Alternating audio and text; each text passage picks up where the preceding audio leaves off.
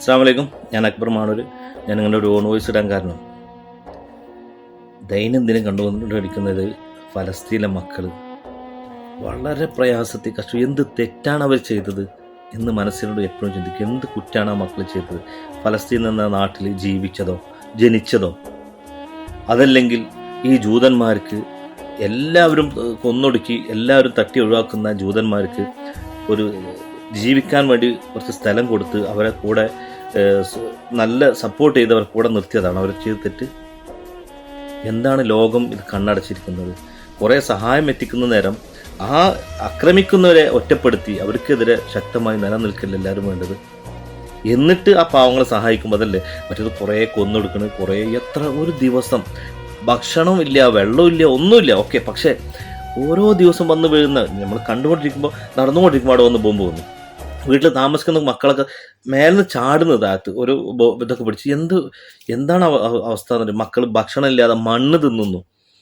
ചെറിയ പൈതം മക്കൾ എടുത്തിട്ട് സ്വന്തം ഇന്നിപ്പോൾ ഞാൻ കണ്ടത് ഒരു മോന് ചെറിയൊരു ഏകദേശം ഒരു 5 വയസ്സുള്ള മോനൊരു ചെറിയ കുട്ടീനെ എടുത്ത് നടന്നു പോകുന്നു കരഞ്ഞുകൊണ്ട്. എവിടേക്ക്? എന്ത് ലക്ഷ്യമുണ്ട്? എവിടെ പോവാന്? ഭക്ഷണമില്ല, ഒന്നുമില്ല. എന്നാൽ തല ചായ്ക്കാൻ ഒരു ഇടം, അതല്ലെങ്കിൽ ഒരു എവിടെയെങ്കിലും പോയിരിക്കാൻ ഒരു കേന്ദ്രം.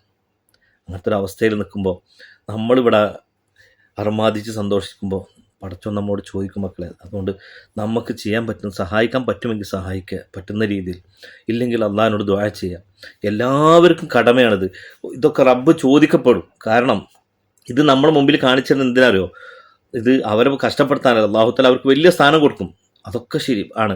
പക്ഷേ ഇത് കണ്ടിട്ട് നമ്മൾ അർമാദിച്ച് അവർക്ക് വേണ്ടിയിട്ട് ഒരു നേരം ദുആ ചെയ്യാൻ പോലും നമുക്ക് പറ്റിയില്ലെങ്കിൽ ഏറ്റവും വലിയ ധിക്കാരികളും ഏറ്റവും വലിയ നന്ദി ഇല്ലാത്തവരും ആയി മാറും നമ്മൾ. അതുകൊണ്ട് സുഹൃത്തുക്കളെ, നമ്മളെ കൊണ്ട് അവർക്ക് ചെയ്യാൻ പറ്റുന്നത് പ്രാർത്ഥനയാണ്. അതെങ്കിലും ചെയ്യാം. ഏതെങ്കിലും രീതിയിൽ വേറെ സഹായിക്കാൻ പറ്റുമെങ്കിൽ സഹായിക്കുക. അതുപോലെ തന്നെ എല്ലാ ലോകരാജ്യങ്ങൾ അവരെ സപ്പോർട്ട് ചെയ്ത് അവർക്ക് വേണ്ടിയിട്ട് ഈ ശത്രുക്കൾക്കെതിരെ ഒറ്റക്കെട്ടായി നിൽക്കണം. അവർക്കെതിരെ ശക്തമായി പോരാടണം എന്നല്ലാതെ വേറെ എന്താ പറയുള്ളൂ. മനസ്സിൽ നിന്നുള്ള വിഷമം കൊണ്ട് പറയണം. അല്ലാതെ ആരോടും ശത്രുവല്ല.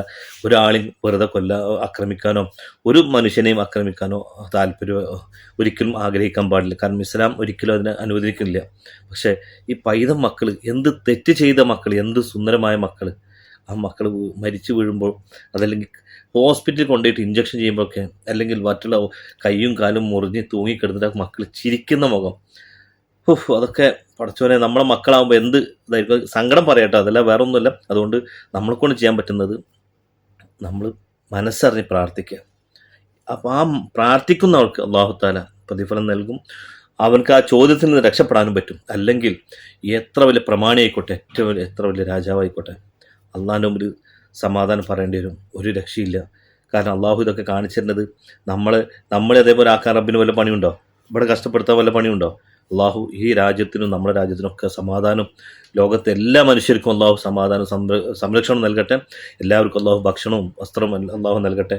കാരണം അതില്ലാതാകുമ്പോൾ അതിൻ്റെ വിഷമം അറിയുള്ളൂ. അതുകൊണ്ടാണ് സങ്കടം കൊണ്ട് പറഞ്ഞാണ്, അല്ലാതെ വേറെ ഒന്നുമില്ല.